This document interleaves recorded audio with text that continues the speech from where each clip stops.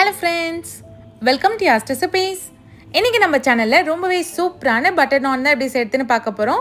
ரெஸ்டாரண்ட்டில் சாப்பிட்ற மாதிரி ரொம்பவே சாஃப்ட் அண்ட் ஸ்பாஞ்சியான பட்டர் நான் எப்படி செய்யறதுன்னு பார்க்கலாம் வாங்க. ஃபர்ஸ்ட் அது செய்ய நம்ம 1.5 கப் அளவுக்கு நல்ல வெது வெதுப்பான பால் எடுத்துக்கலாம்.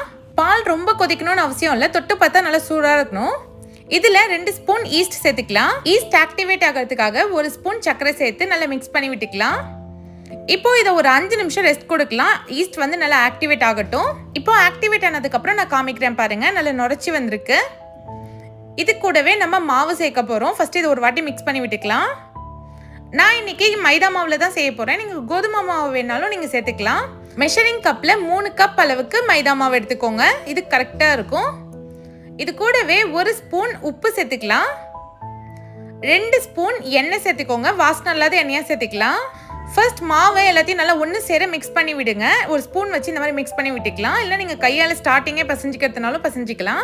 இப்போ மாவு பார்த்தீங்கன்னா சப்பாத்தி மாவு மாதிரி நல்லா பசஞ்சு எடுத்துட்டேன்.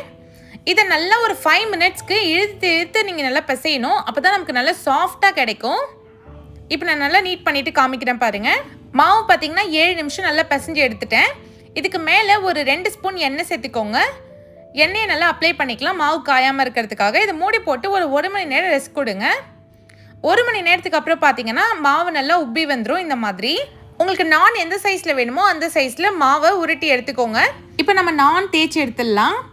மாவை கொஞ்சமாக இது மேலே டஸ்ட் பண்ணிவிட்டு நீங்கள் தேய்ச்சி எடுத்திங்கன்னா நல்லா சூப்பராக வரும். உங்களுக்கு நான் எந்த ஷேப்பில் வேணுமோ அந்த ஷேப்பில் நீங்கள் வந்து தேய்ச்சி எடுத்துக்கலாம். நான் வந்து கடைகளில் வாங்குற மாதிரி கொஞ்சம் நீளமாக தேய்ச்சி எடுத்திருக்கேன்.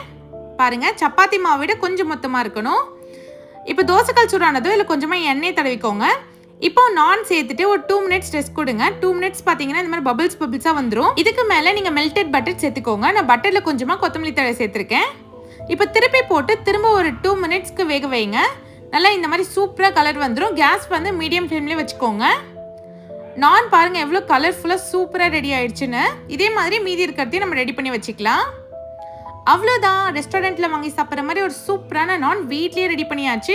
ட்ரஸ்ட் மீ, இது அவ்வளோ சாஃப்டாக இருக்கும், பஞ்சு போல் இருக்கும். நீங்களும் ட்ரை பண்ணி பாருங்கள் கண்டிப்பாக. இது கூட நீங்கள் பன்னீர் பட்டர் மசாலா இல்லைனா சிக்கன் டிக்கா மசாலாலாம் வச்சு சாப்பிட்டீங்கன்னா அவ்வளோ டேஸ்ட் சூப்பராக இருக்கும். ட்ரை பண்ணி பாருங்கள்.